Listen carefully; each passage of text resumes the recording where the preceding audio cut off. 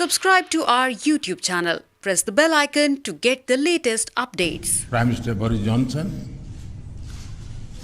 distinguished delegates, media के हमारे साथी, नमस्कार। सबसे पहले मैं प्रधानमंत्री बोरिस जॉनसन और उनके डेलीगेशन का भारत में हार्दिक स्वागत करता हूं।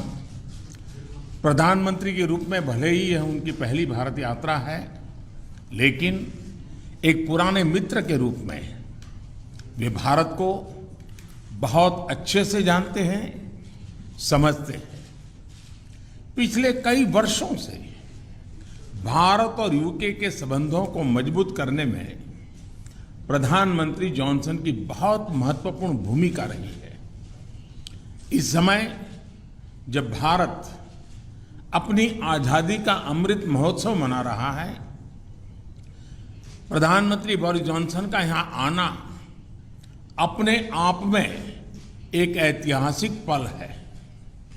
और कल तो पूरे भारत ने देखा है कि आपने अपनी भारत यात्रा का शुभारंभ साबरमती आश्रम में महात्मा गांधी को श्रद्धा सुमन अर्पित करके किया।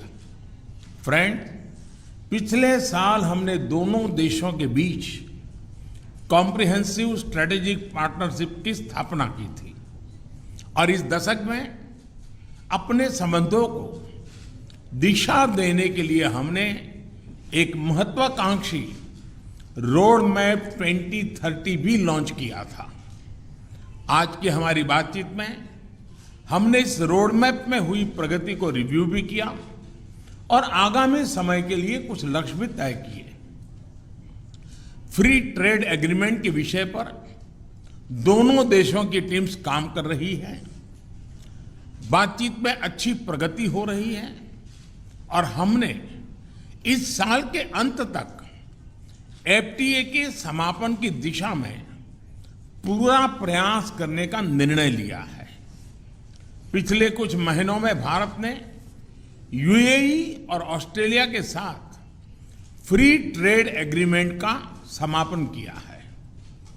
उसी गति, उसी कमिटमेंट के साथ हम यूके के साथ भी एफटीए पर आगे बढ़ना चाहेंगे। हमने रक्षा क्षेत्र में सहयोग बढ़ाने पर भी सहमति व्यक्त की है। रक्षा क्षेत्र में मैन्युफैक्चरिंग, टेक्नोलॉजी, डिजाइन और डेवलपमेंट सभी क्षेत्रों में यूके द्वारा आत्मनिर्भर भारत के समर्थन का हम स्वागत करते हैं।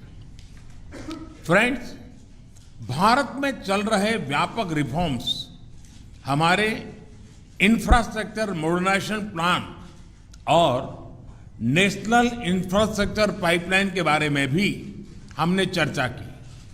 हम यूके की कंपनियों द्वारा भारत में बढ़ते निवेश का स्वागत करते हैं और इसका एक उत्तम उदाहरण हमें कल गुजरात में हालोल में देखने को मिला। यूके में रहने वाले 1.6 मिलियन भारतीय मूल के लोग समाज और अर्थव्यवस्था के हर क्षेत्र में सकारात्मक योगदान कर रहे हैं। हमें उनकी उपलब्धियों पर गर्व है और इस जीवंत सेतु को हम और मजबूत करना चाहते हैं। इस दिशा में प्रधानमंत्री जॉनसन ने निजी रूप से बहुत योगदान किया है। इसके लिए मैं उनका अभिनंदन करता हूं।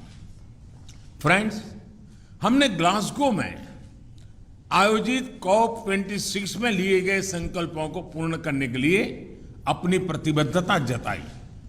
आज हमने अपने क्लाइमेट और एनर्जी पार्टनरशिप को और अधिक गहन करने का निर्णय लिया। हम यूके को भारत के नेशनल हाइड्रोजन मिशन में शामिल होने के लिए आमंत्रित करते हैं और हमारे बीच स्ट्रेटेजिक टेक डायलॉग की स्थापना का मैं हृदय से स्वागत करता हूं।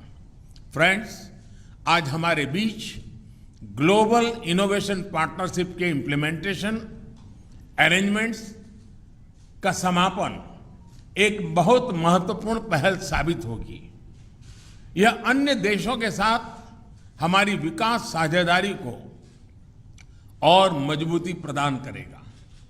इसके तहत तीसरे देशों में मेड इन इंडिया इनोवेशंस के ट्रांसफर और स्केलिंग अप के लिए भारत और यूके $100 मिलियन तक को फाइनेंस करेंगे। इनसे सस्टेनेबल डेवलपमेंट गोल्स की प्राप्ति में और क्लाइमेट चेंज से निपटने के प्रयासों में भी मदद मिलेगी। ये हमारे स्टार्टअप्स और एमएसएमई सेक्टर के नए मार्केट्स तलाशने और अपने इनोवेशंस को ग्लोबल करने में बहुत उपयोगी सिद्ध होगा। फ्रेंड्स, हमने क्षेत्रीय और वैश्विक स्तर पर हो रहे अनेक डेवलपमेंट्स पर भी चर्चा की। एक free, open, inclusive and rule based order पर आधारित इंडो पैसिफिक क्षेत्र बनाए रखने पर हमने जोर दिया। इंडो पैसिफिक ओशन इनिशिएटिव से जुड़ने के यूके के निर्णय का भारत स्वागत करता है। हमने यूक्रेन में तुरंत युद्ध विराम और समस्या के समाधान के लिए डायलॉग और डिप्लोमेसी पर बल दिया। हमने सभी देशों की क्षेत्रीय अखंडता और संप्रभुता के सम्मान का महत्व भी दोहराया।